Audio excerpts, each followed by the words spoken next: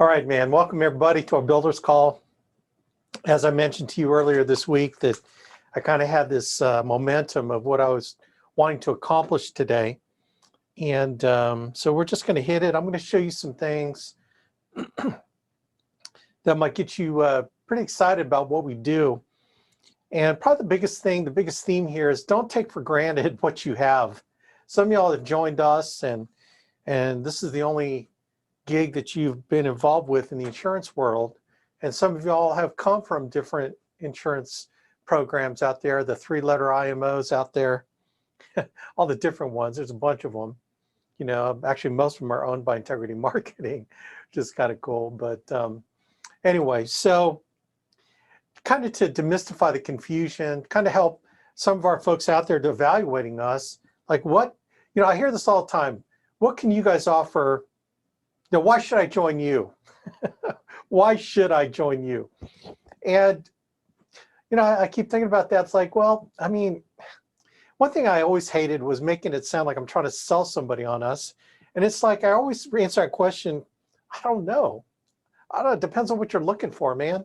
I mean, there's so many opportunities out there, even within our neck of the woods.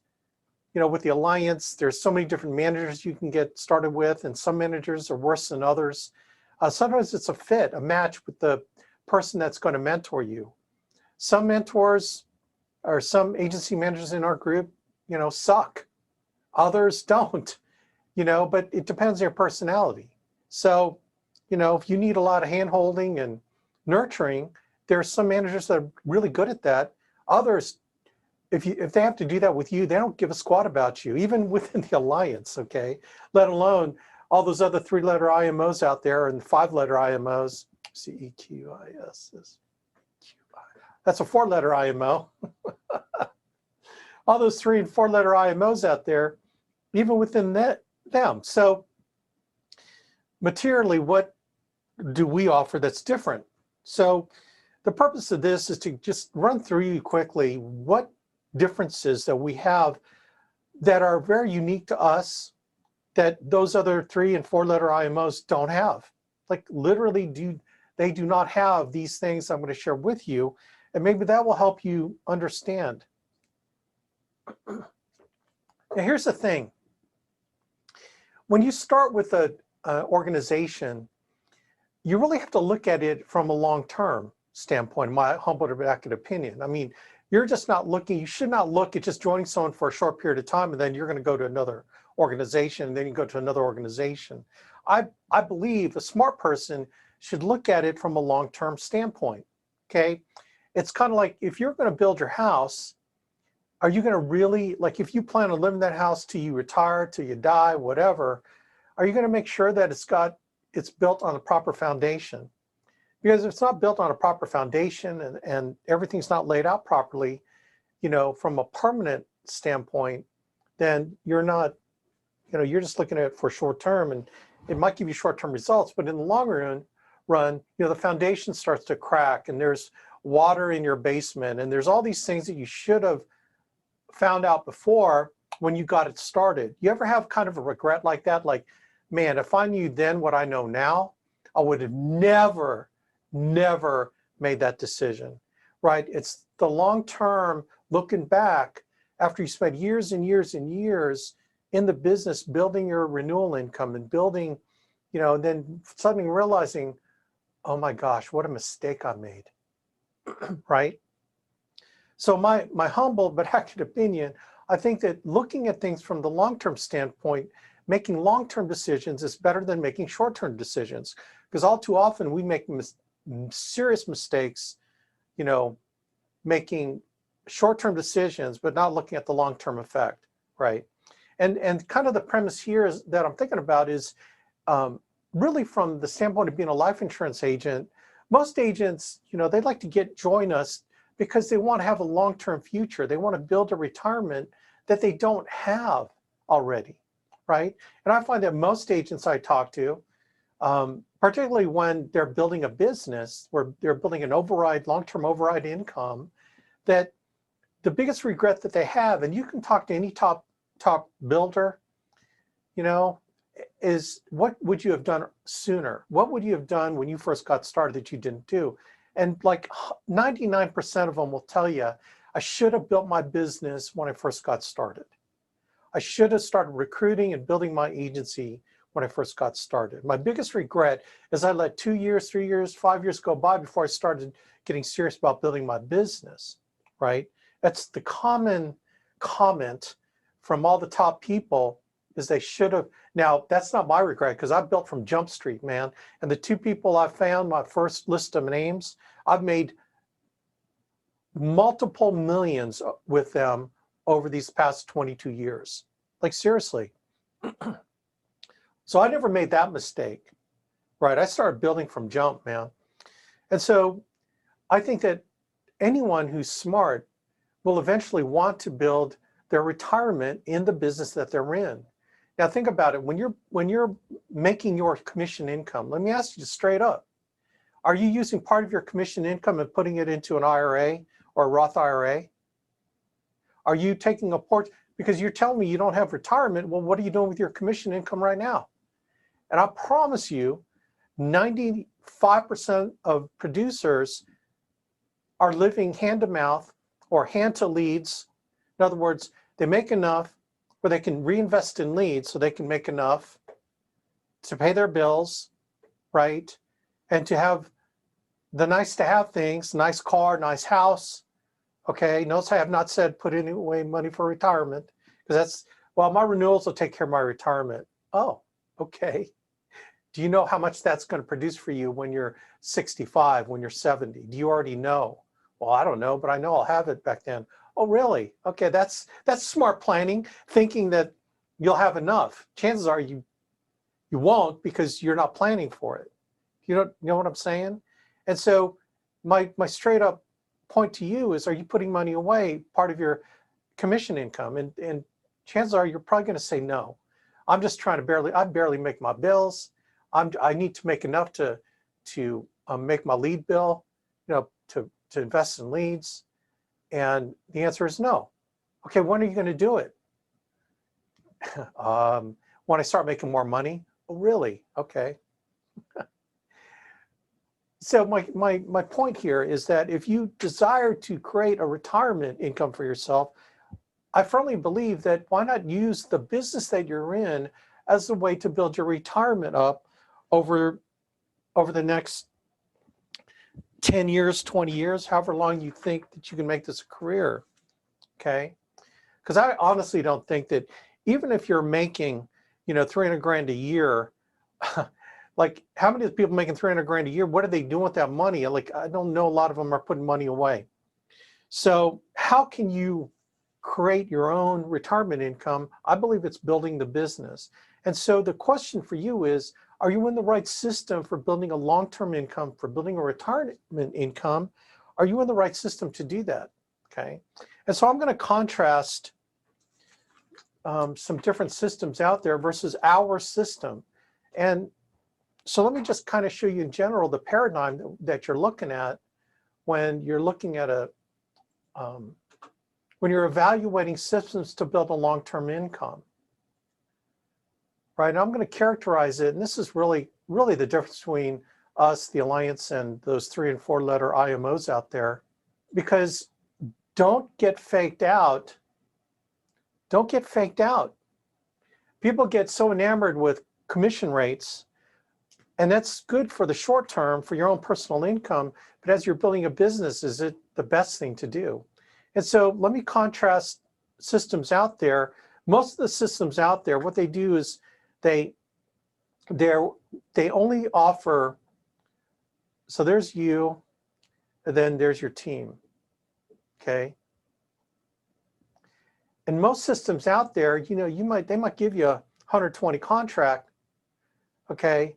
But you can only start your people at 115, maybe 110, 100, if you can convince them of that. And then all you're making is the 5% spread, 10%, 10% difference. Okay, and this is called vertical compensation. This is called vertical override compensation. The difference between you and the next person, and this person can represent a group, they can represent a few agents. And here's what they try to do. It's like they say, well, you know, don't worry about this person getting to a 120, okay, because the whole purpose is you creating volume. So if this person gets to a 120, don't worry, we're gonna pay you. Well, how much are you gonna pay me? Well, we got this bonus program. Well, is it published? And when they say, well, just trust us, we're gonna pay you a bonus if you got people matching your contract level. Oh, really? And this is what you learn. You learn that that bonus is discretionary, and if you kiss enough of their butts, then maybe they'll give you a certain percentage of what you lost out in commissions. But if it ain't published, man, it ain't nothing. Because you might be African American, they may not like your color, and they'll give you a 3% bonus if this group hits your contract level, but they won't tell you that the white dude, they gave him an 8% or a 10%. I mean, seriously, that stuff happens out there in that discretionary bonus program. Most situations, like for example, this guy's trying to build a business, he's at 100, all he can give out someone is a 95. And you know, so he might give out 95s, but how come you got started at 100, but I can't get started at 95? Well, it's because I'm at 100. Why would I give you my contract? I'd make no overrides on you, right? And so when this guy earns his 100, he doesn't get a bonus because he's only at the 100. Oh, they didn't tell you that the bonus only kicks in after you hit 120, 130. Oh, crap. But don't worry. It's all about creating volume. You create more volume, we're going to look at you different. And when you do finally hit 130, man, we're going to make all that up in the bonuses. But what we're not telling you is you got to be the right color, the right mindset. You got to brown nose up our butts. Okay, so how's that different than corporate world where you had to brown nose people to move up? Here it's the same way with these other 3- and 4-letter companies. You got to brown nose somebody, make sure you get that bonus when you finally get there. But they'll convince you, don't worry, you're already at 100. You could just write more business. And you've got a team, even though you're not overriding them, you write more business. And then the most you can expect is maybe 5% when you can, because everyone's going to move right. And this is called commission creep. In that world, this is called commission creep. And you don't know, what you don't know is all the backbiting and all the bitching that goes on here because it's not written down anywhere. All you know is that you're going to lose your override. So what happens is you're worried about people bringing on, they're going to outperform you. And then you're going to only override them for 3 months, and all of a sudden override's gone. And let's say this 95 goes to 100, who goes to 105, and they're way past you, 115, and you got nothing, zero, zilch, nada on that organization as it blows past you. And everyone's going to say, man, good job finding them.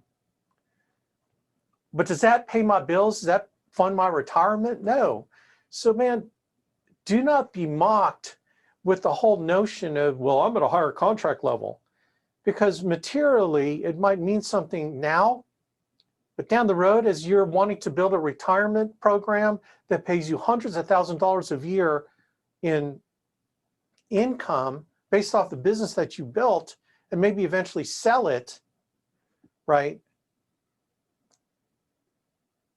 You're going to look back and go, holy crap, what did I do? I didn't know it was like that. Well, I'm telling you, that's what it's like in those 3- and 4-letter IMOs out there that, you know, talk about no contract and 145% and all this, and you can move up quick and stuff. And they're appealing to your immediate greed because, hey, man, I could write at this high contract level. But, you know, it's like buy term and invest the rest. That's the Primerica thing, right? This is where they got everybody, they're replacing whole life policies with term and then invest the rest. The only problem is when people bought term and flushed their whole life, they didn't invest the rest. And then they were worse off in the future. That's the same thing here. Well, I got a high contract. But dude, are you going to eventually get out of the selling business? Do you eventually want to build a team so you get out of full-time production? Because I tell you what, doing 40 appointments a week, you're working 60 hours a week. Well, I'm doing 40,000 a month. I'm making, 400 grand a year. God bless you, man. Again, I go back to how much of that 400,000 are you paying taxes on? And then with what's left after you fund your lifestyle that all these 3 and 4 letter IMOs urge you to do is buy these cars and look like you're making money so you can recruit people. And then when you recruit people, then you lose your overrides, you lose all this compensation in the long run. What did you have? It's like, it is a rat race of a different color, okay? This is that high comp, and all they're doing is they're just trying to, because they're at a 160, 180 contract, and they're just saying, they're still making 40, 50 points on you. And so they don't care about your downline. All they care is the overall number and how they got you and convince you to get into the rat race, to build it for them, start making that 40% override on the entire organization. They don't care how it's divvied out down here. All they care about is they got you, they suckered you into building a large organization so they can make a massive override on you and then divvy out bonuses to the people they like, the people that kiss their butts. So that's the premise here. So what do we offer that's different than that world? I'm going to show you a comp program that pays both vertical compensation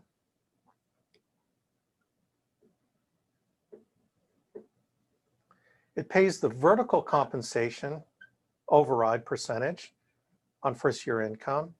It also pays generational horizontal comp. So this is 1, 2, 3, 4, 5, 6, 7, 8. It pays a horizontal compensation program called the Glow Bonus down to 7 generations, 4, 5, 6, 7. So not only do you get the horizontal comp here, but you get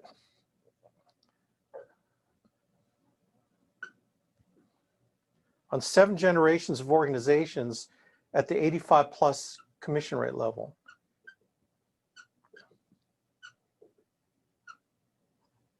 Immediately, you should recognize that now commission creep does no longer become a problem, because this first generation you get 8%. The second one is 5, 4, 2, 2, 1, 1. So let's say your percentage override is, let's say 10% on all 3 legs.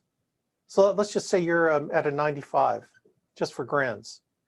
You're going to make 10% override on all 3 organizations, plus you make 8% on this first layer, 5% on the next layer, 4%, 2.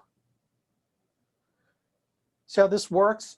So your organization, you get this vertical comp, which amounts to another 23% paid horizontally, and then you got this vertical comp right here. So notice all these people are at the same, let's say they're all at 85, they're all the same commission rate level. Well, this person makes 8% on this guy.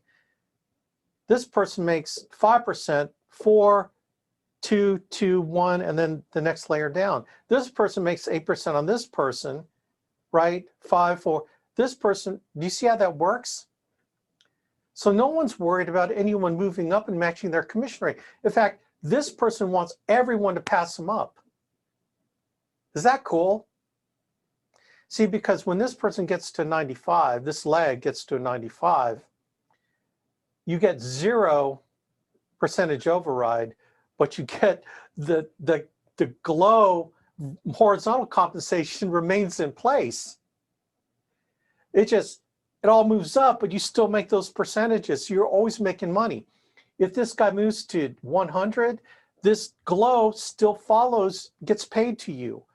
This guy goes to 105, this guy goes to 110, 115, 120, 140. You still earn this on their entire organization. And if it grows, your 8% grows on this layer, the next layer, the next layer. Is that cool? So you want everyone to pass you. But if you have enough legs to pass you, you're going to move up to 95, 100, 105, 110 to 140. Do you see how this whole method of building a business long term, you see how that can benefit you, and you're not worried about anyone passing you? You want people to pass you. The intent then of building a team becomes more pure because you're not worried about people passing you up. You want them to pass you up. Instead of that other 3 and 4 letter IMO where they brainwash you to tell you it's good for people, it's okay, we're going to compensate you later. It's the we'll compensate you later. You'll make partner. How do you make partner when your EBITDA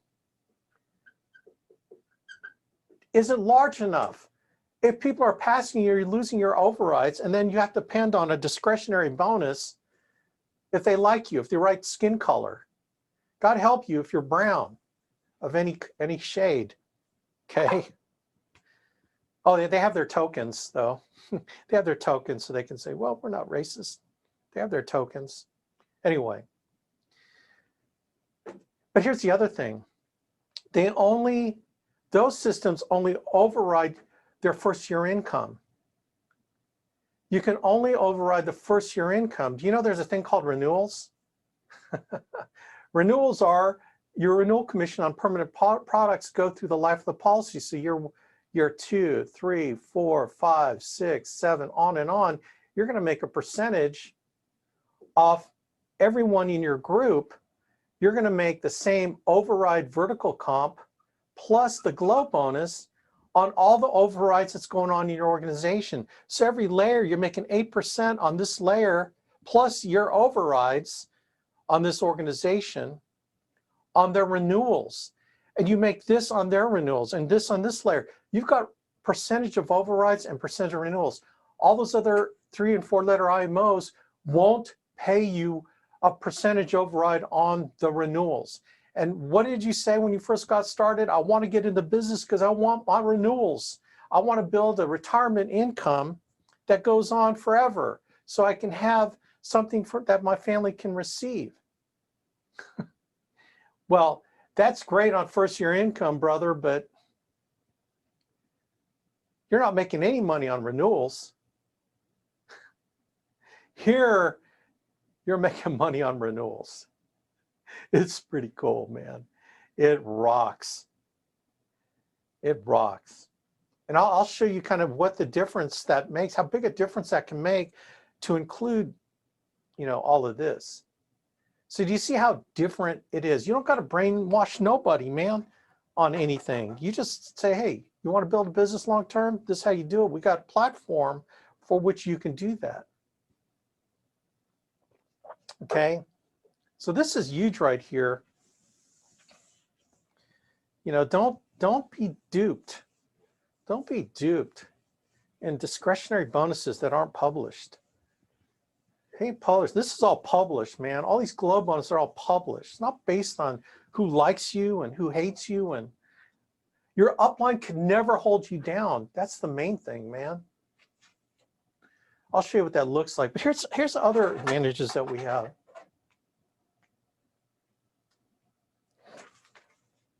You know how, let's say you're in Ohio, okay, and you hire an agent in Illinois. Okay, and this is in Kansas, and this person's in California, right?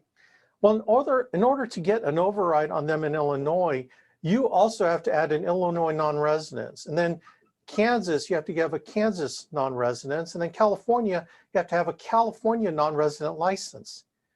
And so on and so on. And do you know how much money this amounts to every year every 2 years that you have to renew in those non-resident states? It can add up to quite a bit. Certainly it's worth it if you have a really rocking team, but sometimes you hire someone in California, you get your California non-resident license, which is well over $200. Plus you have to send them fingerprints.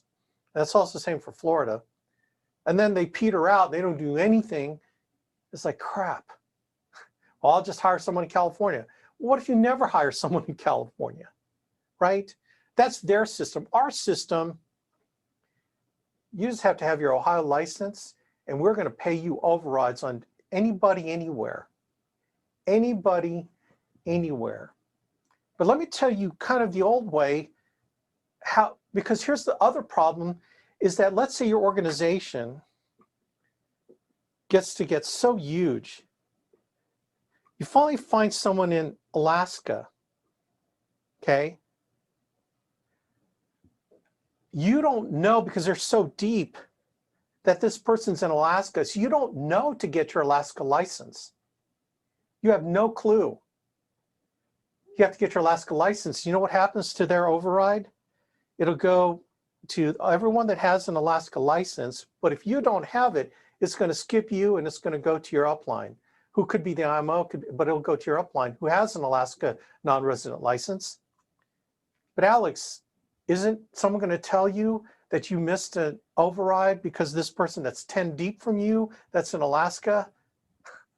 No, no one will ever tell you, because no one knows. No one knows to tell you. No one knows that it skipped you in the line of compensation. Man, over the years when we were working in this manner, all of a sudden I call a carrier and I ask them, I'd ask them a question. Hey, do I have someone in another state that I'm not in? Oh yeah, you missed $2,000 last month because you had someone in this state that you weren't contracted in. Like, the only way you know is you call and ask. That's the only way you know. So do you see how important it is? It doesn't matter where they are, what state, you're still going to get paid an override on them. Now you might think, well, that's cool. Well, check this out. This also applies for for carriers.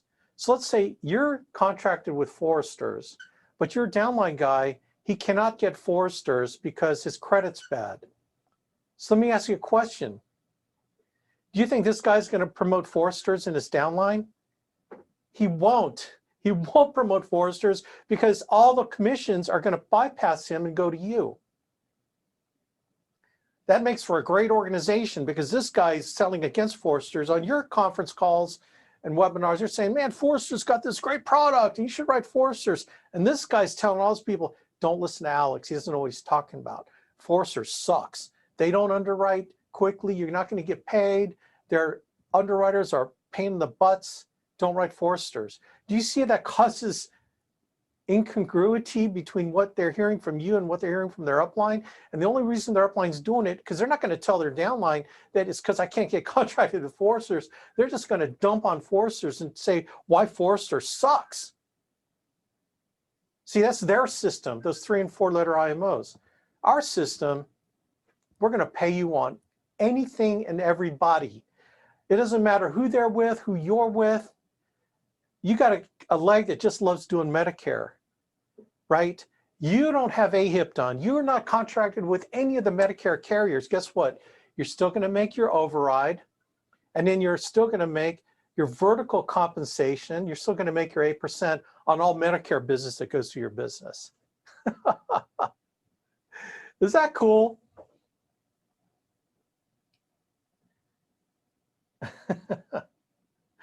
All right. I think that's cool. Okay, so let's talk about how chargebacks are handled. Okay, so again, you have an agent that's a high producer. Okay, this is, agent, and they're contracted with Foresters, CFG, American Amicable, right? And so this is not a downline. This is the contracts that they're with. Well, then Foresters, let's say the Foresters, they get a chargeback that's coming, that's $2,500, right? Chargeback. Well, the agent, what they're going to do is they're not going to write Foresters, because every amount of commission dollars they're going to write for Foresters is going to be eaten up by the chargeback, and they need to get paid every week, right? So they stop writing Foresters, and they go to CFG and they start writing CFG. They start writing CFG business and American Amicable, and then CFG, they got a chargeback of $5,000, right? And then they just write American Amicable, and then eventually the chargeback will roll up to you. The chargeback will roll up to you. You're going, oh my God, That's why he's not writing Foresters and CFG, because he's got chargebacks coming from them, right? That's those systems. Our system, here's what happens. This protects you as an upline from roll-ups. A chargeback happens with this agent from Foresters. Here's what happens. Let's say he's writing all three companies. A portion of commissions from American Amicable will go to pay that off, CFG, and then whatever's coming in Foresters. All the commissions are going to be applied to the chargeback so that you don't get hit with any eventual roll-ups. You see how cool that is? So you're protected from roll-ups because an agent decided not to. I'm telling you what, man, this is what happens.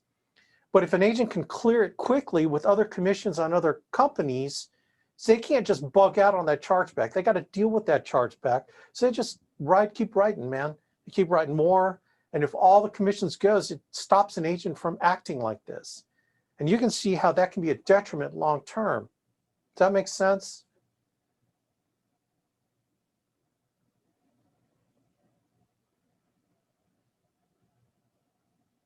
Oh, the other thing here, here's the other thing. This is really cool. So promotions, like commission rate promotions. So back in the old days, let's say you meet a promotion level in March. Okay, this is April. So let's say you get bumped up to, let's say 100% in March from 90, or in April from 95%. Okay. Well, all this business that you wrote, app date prior to your promotion, let's say 1 April. Okay. Everything all the way to March 31st, app date, gets paid in April, but it gets paid at the 95% level because the app date was before your contract change, right? And you have all this pending business. Let's say you have, 10,000 of pending business that rolls into April that's still going to get paid at the 95% commission rate because it didn't meet the cutoff. Well, how we do it is we promote you to 100 in April 1st, even though this is pending from the prior month, you're going to get paid 100% your new commission rate on that business. So we're going to cover so your promotions are going to get paid on all the business that's in pending. Is that cool? Boom. All that business that was sitting there. So you don't get screwed like those other companies. Well, you're not getting paid on that because your app date was before we promoted you. It's like, baby, you got a whole bunch of pending and you're humping it to make that commission rate change. You're going to get that on all the pending business. It's kind of crazy, huh? All right. So let me show you what this stuff means visually. Okay, so this is the depth example on the Globe bonus. Okay, so you're at 100% commission rate. Your downline, so this is the blue means today, before a downline gets promoted. So let's contrast their promotion system with our promotion system. So you've got a leg at 95%, you're at 100%. They're doing $150,000 volume. So your override is 5% on them, okay? Now, again, like I said, in their promotion system, that downline leg moves to 100. You go from $7,500 a month down to 0. Yeah, can you imagine you're averaging a couple thousand a week in overrides? Are you going to be so fired up that that downline of yours gets to 100 and you're not at the commission rate level to get a bonus on them, the discretionary bonus, and you don't have the right skin color, all right? Well, unless you're the token, okay? 0. You go from 2,000 a week in overrides, under 2,000 a week to 0, like that, like that, like that. Really cool, huh? You're fired up. I didn't know that would happen. Yeah, I'm warning you. Our promotion system, this is what happens. Same thing, you're making 7,500 because you got a 5% override on 150,000 group on the vertical compensation. But the horizontal compensation glow bonus, let's say this is how the 150,000 is divvied, which is pretty realistic. You know, you got half of that volume in the first layer. Typically that's what happens. Then half then in the second layer. And this is, you know, because it's all top end heavy is what happens. You get 8% on the 75,000, 5% on the 37,500 at that layer, all the way down. So your glow bonus on top of the 7,500 is $8,953.13. So your total override to include the vertical compensation of the glow bonus is $16,453.13. Now, do you see how different that can be? You could be at a 90 and they're at an 85, and it's still the same. Because you get the 5%, but you also still get the 8%. So what happens if this leg gets moved up to your commission rate level? Well, here's what happens. See here in the yellow, they go to 100%, your commission rate, you get 0 overrides just like you did in their promotion system, but you still get the glow bonus. You still get almost $9,000 of glow being paid to you, and not just on the first year income, gang. You're also getting glow on all the renewals year after year, decade after decade. You're getting the bonuses on renewals, and you're getting the overrides on the renewals. That you see all the business they'd written where you were making 5%, you're also getting 5% on all the renewals that they put in business and enforce. And then when they get promoted, all the renewals, or your override on those renewals, because it's already put in force, are still going to you. Is that cool? And then here you're getting the glow bonus, the vertical comp on all their renewals still on every new thing that they're writing. Even their upline leg is at 100, which is the same commission rate as yours. So this is what happens in depth in an organization that you got volume. Look at the difference. Wouldn't you rather have 9 grand coming every month to include the renewal income, which I haven't shown here, versus 0 zilch nada, like in those 3 and 4 letter IMOs? So that's the depth bonus and how the vertical comp can work in your favor. Here's what it looks like in width, okay? These are width legs. Let's say you have 150,000 that's spread out. You know, leg number 1 is about half the volume. Again, this is typically what it looks like, 7 legs that look like this in volume, okay? So in their system, you're making that override. So let's say the first leg's at 115 and all the rest of them are at 110, and you're making that override on them. So your override on that organization is about 11,250, okay?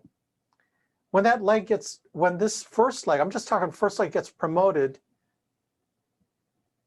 okay, this is 120. Let's say you're at a 120, okay? That shows 120. I could have picked anything. That's 5% difference. This leg gets to a 120, you lose all their overrides. So you went from 11,250 to $7,500. Okay, just in this first leg going over. God help you with this second, when the second leg goes over. Here's how our system looks, what our system looks like. The same spread, and I even showed a lower contract level, 110, and then this one's 5% from you, and then 10% across. You're making 11,250 in the overrides, but you're making another 12,000 in glow, 8% glow bonus on them. So your compensation before that leg gets promoted, even though you're a lower commission rate than in that other system, 11,250 versus 23,250. But then when that first leg gets promoted to a 110, you're at a 110, you lose your override, but you still maintain the glow bonus of $6,000 on that leg. So you went from 23,250 down to 19,500 versus in that system, you went down to 7,500. You see what I'm saying? Like, imagine you're building that business for 10 years and you look behind, it's like, crap, this isn't what I thought it was gonna be. When you contrast where if you did our business for the next 10 years, you're gonna get paid. And you're getting paid in all those different ways that I mentioned, not only this, but on all those agents in other states. and all those agents on other products that you're not contracted with, right? Does this make sense? I don't know, it kind of makes sense to me. Okay, and here's another feature about the renewals, how it works. Let's show you how that looks, what that looks like. Okay, so not only do you get to override an agent's renewals, okay, so this is you, and then you got an agent, and an agent, okay? And so there, you're making an override and glow bonus on all the renewals going on in perpetuity, okay? But you're also making a glow bonus, so you're making 8% glow on this layer, 5% for, okay, and 2 glow. You should make an override on the renewals on this organization. This is the override on renewals. Then you make the glow override on that layer at 8%, then 5%, okay, glow. So this is 8% on the renewals, glow. You're going to make 4%. Let's just take it down only 4 levels. You make 2% on this layer here. So all this money is going up to you. So here's the thing. So this person is making override, right, on that guy, and the glow bonus on that guy's renewals, right, and on this person. Okay, so this person is making all that, their own override and glow bonus on these renewals down line. Okay, here's what happens. Let's say this knucklehead here, he quits and he goes to another IMO, one of those 3, 4, 5-letter IMOs, because he can get, 5% more commission. So here's what happens. Their entire renewals, personal renewals and personal glow, all their personal renewals go up to you.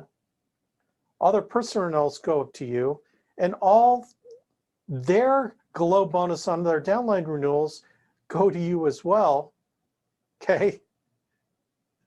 And all their back end, okay, so their back end, which is, the 25% paid out in months 10, 11, and 12, all their back end goes up to you also. So not only do all these downline override and glow bonus renewals on their downline, but their personal renewals go up to you as well. So we don't want them to quit. We want them to stay. But inevitably, you're going to get someone who quits us for 5 points more. So everything they've created rolls up to you. It's kind of cool, isn't it? So you make money when they join us. You make money when they stay with us and they write business. And then you make money should they quit. And we don't want anyone to quit. That's how it works. Now, look, if this person decides to retire, in good standing, they don't join anyone else, they just retire, they're going to keep everything, okay? So none of that rolls to you. If they just retire, they get out of the business and become, they like the solar business, they start selling in the solar business, and they don't, get with another IMO or another insurance sales group, then they get to keep their renewals, just fair and square. But they quit and join another IMO, which we know, we'll find out. It's easy to find out if they join IMO, whether it's now, 6 months from now, 5 years from now, that's when their renewals roll up to you. So that's another feature about how our system works, that none of those other guys works like that, but with us it works like that. So I don't want to take any more time. I can go into more. We've got more reasons, but so like, open your eyes, appreciate, and don't take for granted what you have your hands on, because depending on what you're after, long-term, creating a retirement plan for you, I kind of think that when you put the 3- and 4-letter comp programs against our program, it's kind of an easy choice to make, right? Again, thinking long-term, make a long-term decision. Now look, man, if you're, these people that get married and get divorced, like every time you get tired of your spouse and you just say, flush her, I'm going to move on to another person, okay? If you're going to be like that, do you know how that much costs you? You know, really, it's cheaper to keep her. It's cheaper to keep a relationship going. It's cheaper to have a long-term vision of what you want your marriage to be so you can reap the benefits of a long-term relationship. Same thing with this, man. If you keep thinking about, I'm going to hop to this IMO because I'm going to get 5% more comp, and this IMO because they're going to give me 10% more comp. It's like, understand what you're doing. You're creating lost time, lost opportunity with something that you could have gone into from a long-term perspective that was the right foundation of what you wanted to accomplish in the beginning, which is number one, get out of the field to be a full-time insurance agent, which is what I think most people want to do. They can't see themselves running 40 appointments a week forever. They get tired of getting no-showed. They get tired of, you know what I'm saying? Eventually, you're going to get burned out. Why don't you build a business before you get burned out so you can work your way out of the field full time, and then you can concentrate on building your business properly on a foundation that will pay you for every possible thing that you do, compared to those other 3- and 4-letter IMOs that are going to take advantage of you. They're going to dupe you into building big volume because we're going to promise you this stuff in the future. But if it ain't written down, if that bonus, discretionary bonus program is not written down, man, I would suspect anything they tell you, then all you got to look is, you know, who are they giving that special bonuses to? And I think you'll kind of come to certain conclusions. Anyway, gang, that's it, man. That is it. I hope this helped.